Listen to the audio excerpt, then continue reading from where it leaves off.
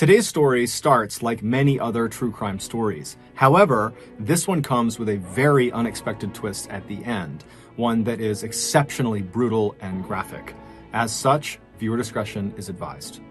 Brittany Norwood was born in 1982 in Federal Way, Washington, which is a small city located about 20 miles south of Seattle.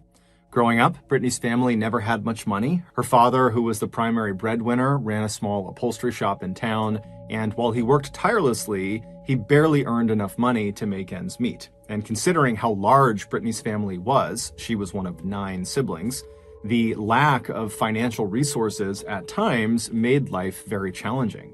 However, Brittany's parents were not complainers, and they instilled in all of their children the importance of hard work regardless of circumstance. And clearly that message resonated with their children because by the time Brittany was a teenager, her older siblings had already gone on to become doctors, engineers, and management consultants. As for Brittany, she was just as ambitious as her older siblings, but her interests were in athletics. By the time she was in high school, she had become one of the very best soccer players in the entire state of Washington. She was so good, in fact, that by her senior year of high school in 2000, the best college soccer programs in America were actively recruiting her. She would finally settle on attending Stony Brook University in Long Island, New York, because they offered her a fantastic scholarship and they were known for their excellent soccer program. Brittany was incredibly proud of her scholarship. It not only represented the hard work pays off motto that her parents had preached all of her life, but it also lifted a serious financial burden off of her parents. So in the fall of 2000, Brittany left Washington State and headed east to New York to begin her collegiate career. But right away, she struggled. Brittany had never left home before, and now she was suddenly 3,000 miles away from her family and her friends, and she missed them terribly. Within the first few days of being at her new school, she called her family and told them how much she missed them and how she kind of regretted coming to New York in the first place, but they reassured her that she had made the right choice, that these feelings were normal, and she just needed to give it some time. But despite taking her family's advice and sticking it out at Stony Brook, Brittany never really felt like she belonged there. She made friends, she got good grades, and performed well on the soccer team, but with every passing semester, Brittany became less and less connected to the school and the people there and just longed to be home. And so with that in mind, in 2003, so 3 years after she had arrived at Stony Brook, Brittany was at her school feeling down about her situation when she had a serious lapse in judgment. Brittany, who had never gotten in trouble in her life before, randomly stole one of her teammates' things out of their locker. She didn't even know why she did it. It just kind of happened, and then pretty much immediately she got caught. And as soon as she returned what she had taken. She felt horrible and she apologized, but the damage was done. The incident had already been reported to the school, and the school had a very strict code of conduct policy, which theft was in clear violation of. And so Brittany had her scholarship revoked, and without it, her family could no longer afford the school, and so she had to come back home. And when she got home, she felt like she had let her entire family down. And so for the next several years, the shadow of this huge mistake loomed over her like a dark cloud. She just kind of kept her head down and took part-time work here and there, but for the most part, while she was home, she was just sad and directionless.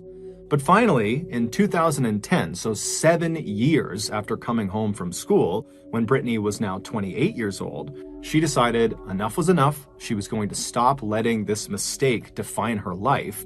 She was going to go out and find a career and make something of her life, like her other siblings had. And the career move that seemed to make the most sense to her was becoming a personal trainer.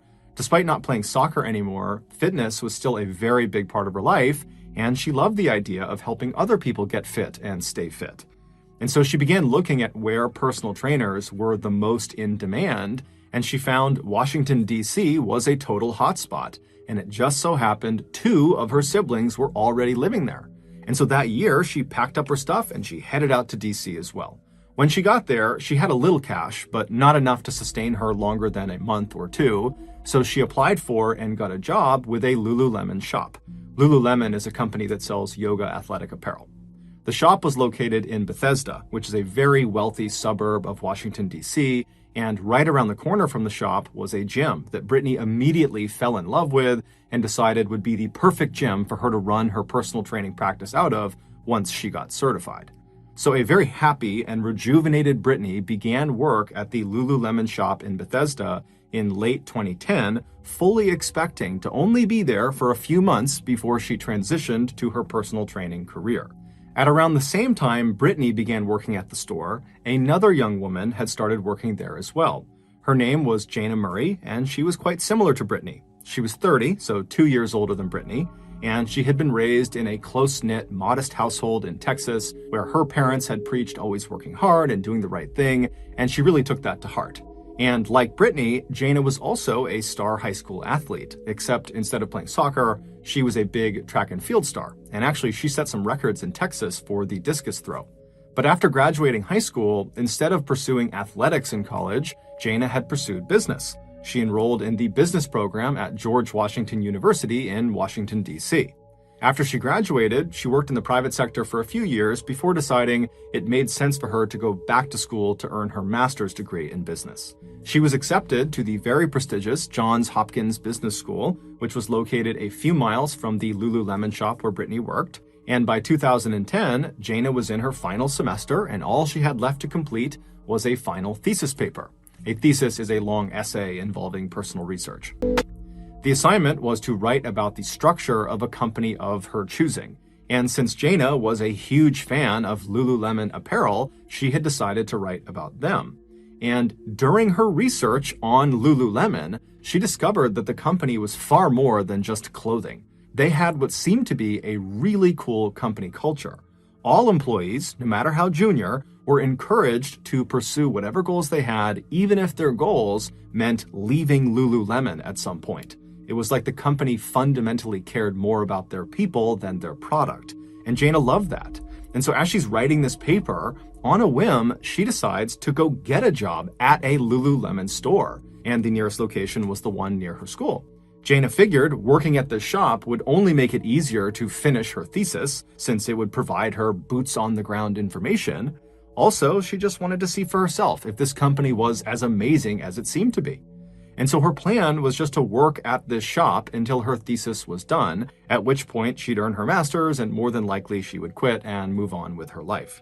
So in late 2010, when Brittany and Jana found themselves working at the same Lululemon shop in Bethesda, they were aware of each other, but really didn't know each other. Their only interactions were when their shifts happened to overlap, which did not happen very often. But when it did, they were perfectly nice to each other. They would chit-chat, but they were coworkers, not really friends. However, a terrifying event was about to link them together forever. On the evening of March 11th, 2011, Jana and Brittany were working together at the Lululemon. It was an uneventful shift. They chatted, they helped customers, and in between all of that, they would knock out whatever closing duties they were responsible for so that when closing time came, they could leave quickly. And then when it was closing time at 8 p.m., the pair did one last sweep of the store to make sure everything was neat and put away and locked, and then they both grabbed their things and headed out the front door. Once they were outside, Jana turned around and she pulled the keys out of her pocket and she locked the front door. And then Jana hopped in her car and she drove off. And Brittany, she turned and began walking down the sidewalk toward the metro train station. But after only a few minutes of walking, Brittany swung her backpack off of her shoulder right in front of her, and she reached inside to fish around for her wallet because her metro train pass was inside of her wallet. And so she's fishing around her bag, she's still walking towards the train, and she can't find it. And so she comes to a full stop, she unzips her bag completely, and she looks inside, and her wallet is not in there. And as soon as she sees that it's missing, she remembers she left it on the break room table at the Lululemon store. And the only way she could go back and get her wallet was if Jana came back with the keys and unlocked the front door. And so Brittany just stood there for a minute wondering what she should do. She kind of felt bad about calling Jana to drive back and open the store for her, but she really needed her wallet for a whole bunch of reasons. And so finally, she picks up her cell phone and she calls Jana. And when Jana picks up, Brittany says, I'm really sorry, but I left my wallet in the store. Would you mind coming back and just opening the doors for me? I'll run in and I'll get it. Be super quick. And Jana, surprisingly, was totally fine with this. She actually laughed and said, I left my laptop in the break room and I was going to get it tomorrow, but this is an excuse to go back and get it now. And so Jaina told Brittany she would be back at the front of the store in just a couple of minutes. And so Brittany thanked her, they hung up the phone, and then Brittany turned and she began running back towards Lululemon.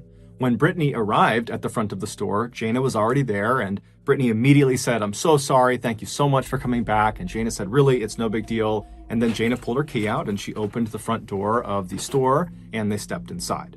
The layout of the store was basically just a big square, where the front door entered the square right in the middle of it. So you step inside, you're in this kind of main shopping area. It's just this one square. And then all the way at the back, kind of lined up with the front door, behind the cash registers, was this employee-only hallway that went straight back about 7 or 8 feet. And then it reached this T intersection where if you turned left, there would be another hallway that went straight for maybe 10 or 15 feet.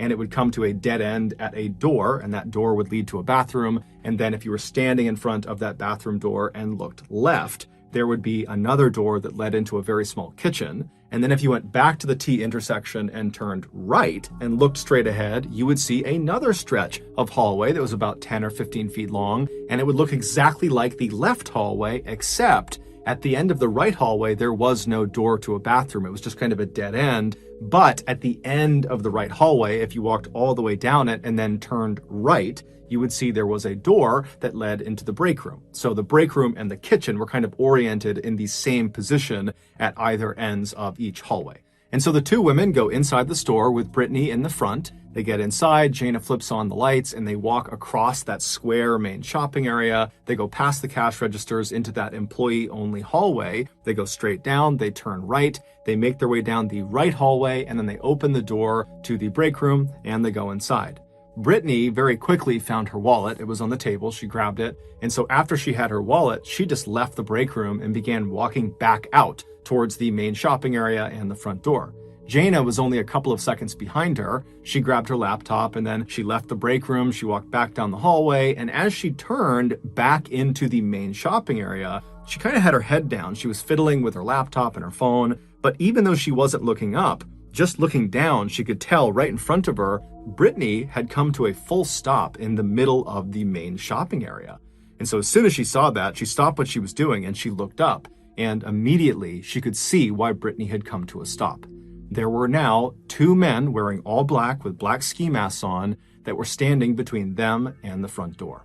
The following morning, the Lululemon employee who was supposed to come in that morning and open the store and work that day, she turns onto the street that the shop is on and she begins walking towards the front door. It's a bright, beautiful, sunny morning. There are lots of people out going about their daily routines. And so this employee, she walks right up to the front door of the Lululemon. She's not really looking into the store. She's kind of got her head down and she fishes in her pocket. She pulls out her key that opens the front door. She slots it into the lock and she turns it to unlock it. And right away, she feels no resistance. The door was already unlocked.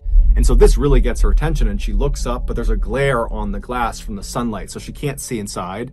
And so she just pulls the key out of the lock and then she pushes open the door and she takes a very tentative step inside. And right away she sees the entire store is destroyed.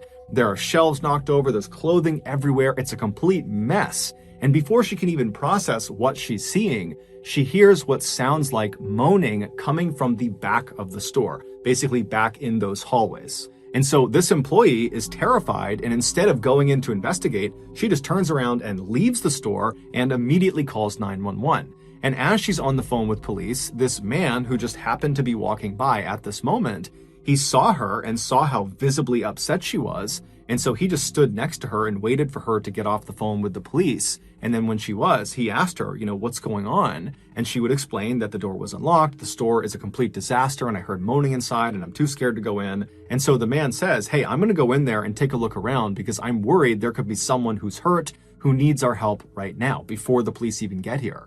And so this man walks through the front door of the Lululemon, and right away, as soon as he steps in, he steps on broken glass and he looks up and the store is completely destroyed. Everything's knocked over. And he immediately hears the moaning coming from the back of the store. And so he very carefully starts walking straight ahead through the store, stepping over shelves that have been knocked down and trying hard not to destroy any merchandise that's on the ground. And when he reaches the back of the store, basically the entrance to this employee hallway that goes straight back, he hears the moaning, but he can't really tell which hallway it's coming from. And so he just calls out like, hey, who's back there? Do you need my help? But there was no reaction. And so he begins walking forward and then he stops. He realizes the ground is slick. And so he looks down and he sees there's a very obvious blood trail from where he is standing straight back down this employee hallway. And the blood trail appears to turn right and kind of disappears out of sight down that right hallway. And so the man is terrified. He turns around and he looks towards the front of the store, kind of hoping that maybe the police or the paramedics would get there. But it's just the employee he had spoken to, and she looks terrified. And so the man decides, if there's someone hurt back here, I really need to go see what's wrong. And so very carefully, he begins walking down this initial hallway, following the blood trail. And then he turns right into that right hallway and he looks, and he can't believe what he is seeing. It looks like the entire right stretch of hallway was covered in blood. I mean, the floors, the walls, the ceilings, everything. There is blood everywhere. However, there's no person. It looks like all this blood kind of turns right and goes into the door at the end of the right hallway, the break room. And so this man knows, okay, obviously someone is very badly hurt, and whoever is moaning is almost certainly in that break room. And so he calls out again to see if this person will call back to him, but it's silent. And so he walks down this right hallway that's soaked in blood, and he gets to the end and he turns right and he grabs the handle of the break room door. He turns the handle and he pushes the door open. And at first he couldn't quite open it. There was something blocking the door from opening, but finally he kind of muscles it open enough that he can look inside, and he realizes what was blocking the door. There was a young woman lying face down on the ground, and her legs had been blocking the door. And this woman was Jaina. And this man, who was not medically trained, immediately understood this woman is deceased. The injuries she has sustained are so bad, there is absolutely no way she is alive. And he immediately thought, she also has likely been dead for some time. This does not look like it just happened. And so he's thinking, who's moaning? Where's the moaning coming from? Is there somebody else in this room? And so he pushes and kind of moves her body out of the way and sticks his head into the break room, and he scans around, but there's no one else in there. But as he's looking around, he hears the moaning again, and he realizes it's coming from the other side of the hallway, at the end of the left hallway. And so he shuts the break room door and he walks back up the hallway to the T intersection. And instead of turning and walking into the main shop, he continues down the left hallway.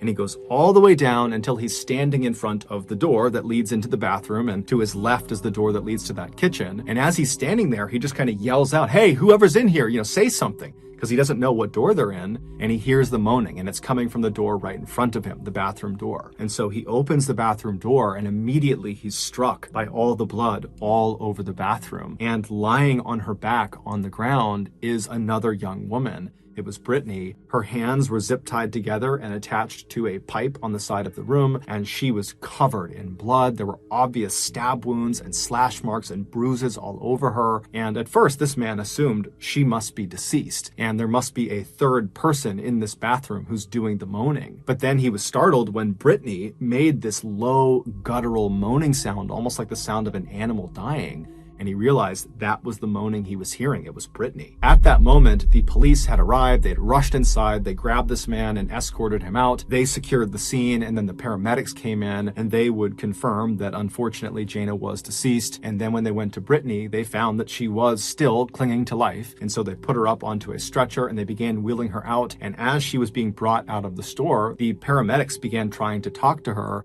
And Brittany, amazingly, was able to say a few words. The police, who are also on the scene, they see this, and they're concerned that, she might pass away from her injuries before they get to talk to her. And so sensing she was able to talk, they kind of rushed over as she's being loaded into the ambulance out front, and they would say, hey, do you remember anything about what happened to you and the other woman who was in there? And Brittany was able to tell them that the night before, there had been these two men who were wearing all black. They had ski masks on, so they didn't know what they looked like, and they had robbed the store, and then they had sexually assaulted both of the women. But Jaina had apparently fought back so fiercely that they had killed her before they left.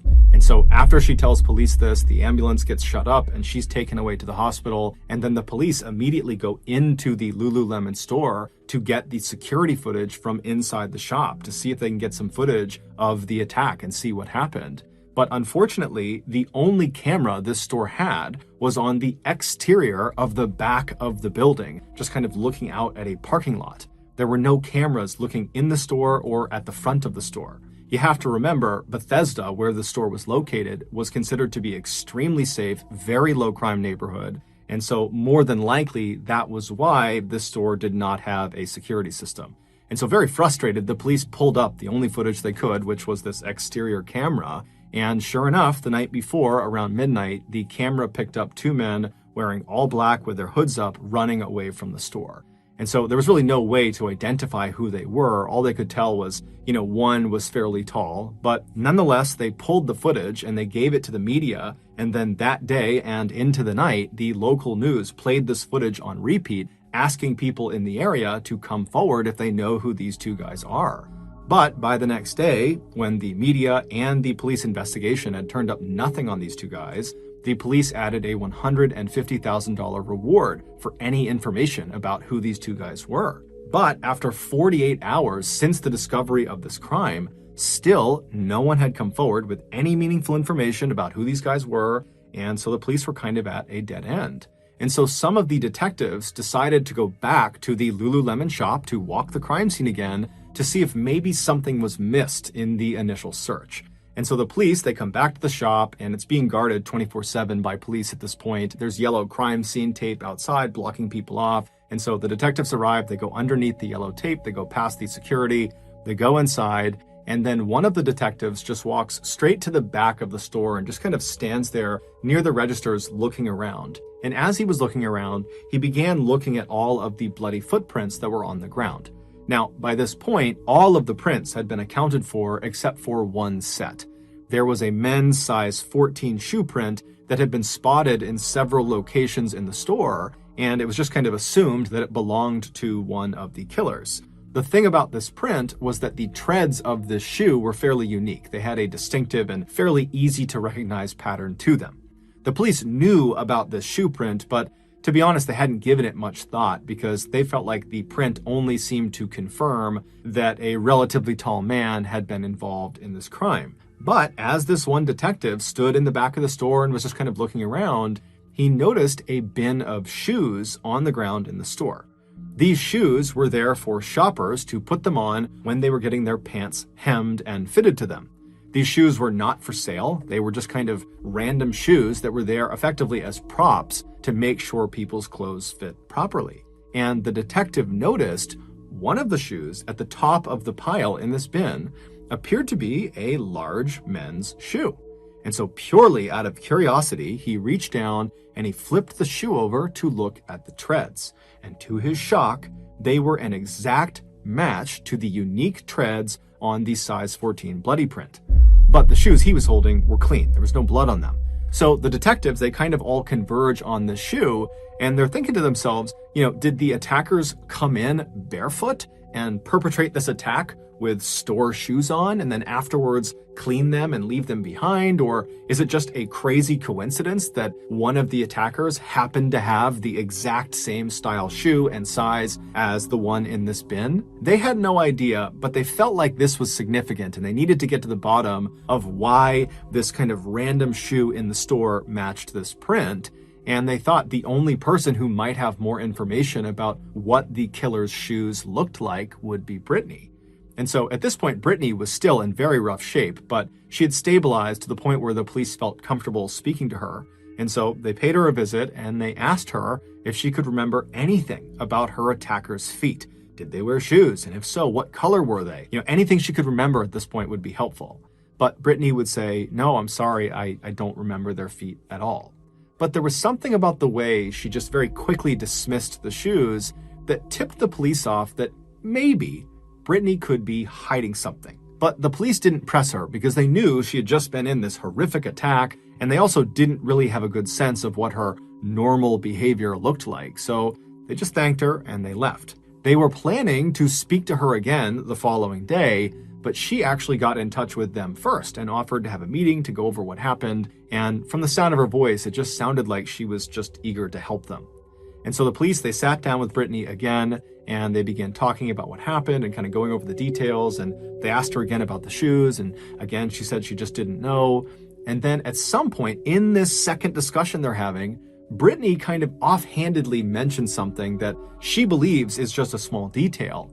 But that small detail would ultimately be the thing that would lead police to figure out what actually happened on the night Jayna was killed. This is what happened.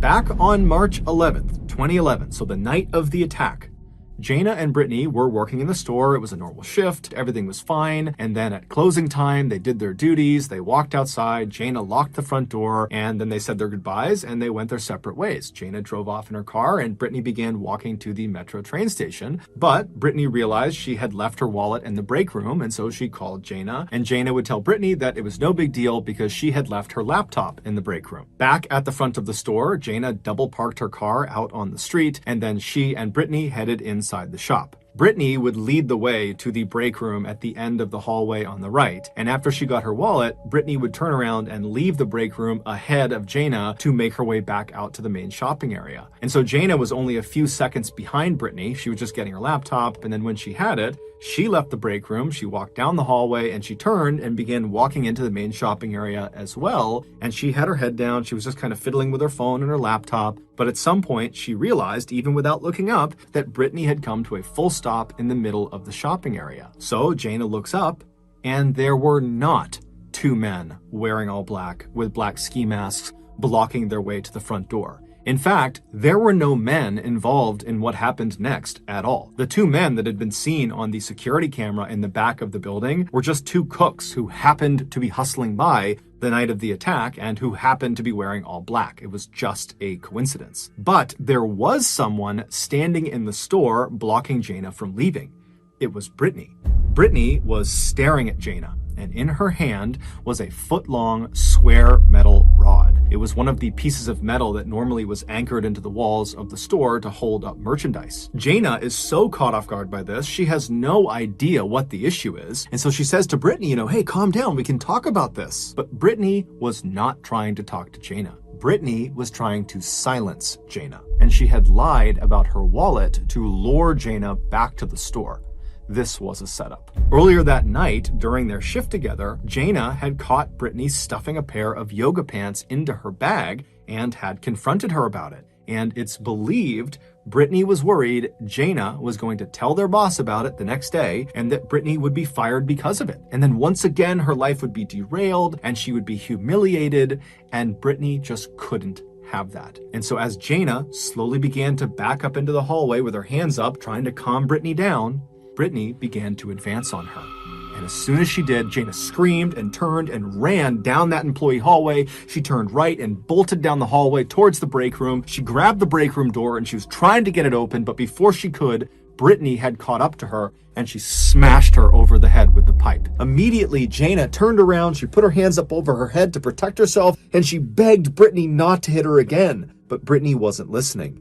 Brittany just wound up and smashed her across the arms with the pipe. Jayna began screaming out and pleading with her to stop, but Brittany just kept on going. And for the next several minutes, Jayna just stood at the end of this hallway in front of the break room door, just trying desperately to protect herself with her hands. But Brittany was so strong and fast, and she kept striking her on her head and on the sides and anywhere else she could land a blow. The blood spatter on the walls of the end of that right hallway would later reveal that Jayna had gradually moved from a standing position down to the fetal position, meaning Brittany had literally beat her until she collapsed on the ground. And when Jayna hit the ground, she must have known she was trapped. There was no escape route for her, and she was so badly wounded that even if there was a way to go, Brittany was going to catch up to her and Brittany was going to stop her. And so Jayna just began quietly begging for her life.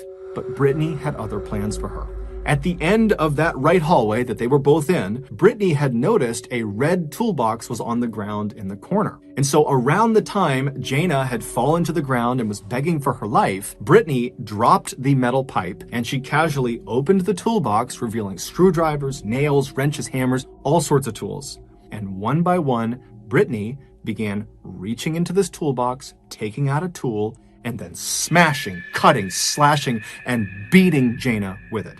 It would take Brittany roughly 10 minutes to cycle through every single tool in that toolbox. But shockingly, despite being dealt 330 significant wounds, Jaina was still alive, and she was still pleading for her life.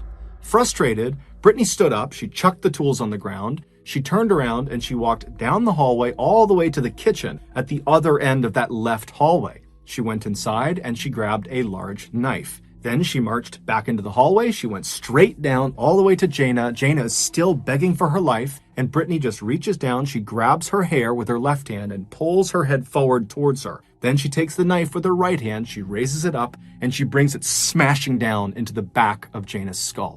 The knife would pierce her skull, it would pierce her brain, and that would be the killing blow.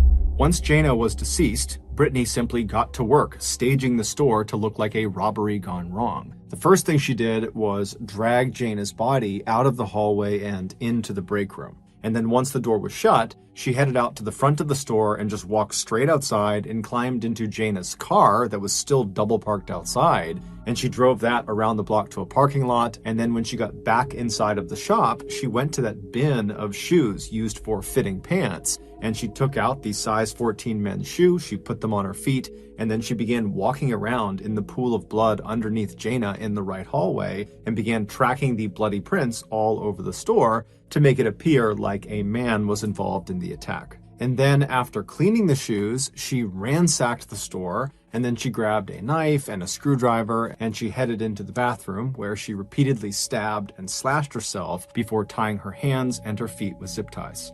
At 8 a.m. the next morning, she was discovered.